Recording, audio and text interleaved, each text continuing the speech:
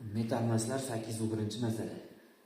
500 ml 18 molyarli temir sulfati eritmasiga necha mol sulfit angidrid yuttirilganda eritmadagi temir ionlarning molyar konsentratsiyalari tenglashadi debdi, reaksiyasi berildi. Endi bu yerda biz temir 3 sulfatni miqdoriga o'tib olishimiz kerak. Molyar konsentratsiyasi 0.8 ligidan 1000 ml ichida 0.8 mol temir 3 sulfat borligini bilamiz. 500 ml berilgan. Bunun ichida qancha desak 0.4 mol temir 3 sulfat bo'ladi.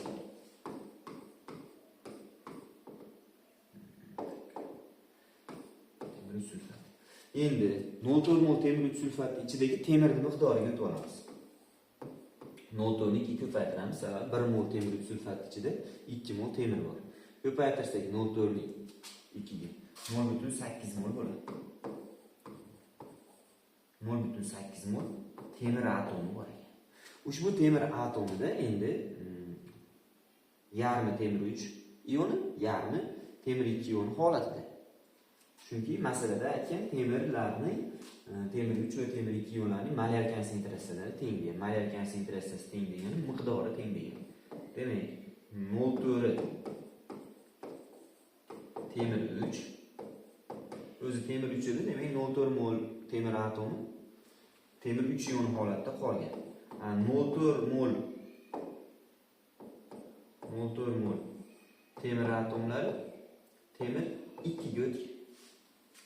Hop, bundan biz mana bu yerga proporsiya qilib qancha sulfit angidrid yuttirilganligini topib olishimiz mumkin bo'ladi. Birinchi reaksiyani tenglab olamiz. Hop, boshqa rangga o'tkazib. Bu yerda temir 2 da mana bu joyga 2 ga aksent qo'yamiz.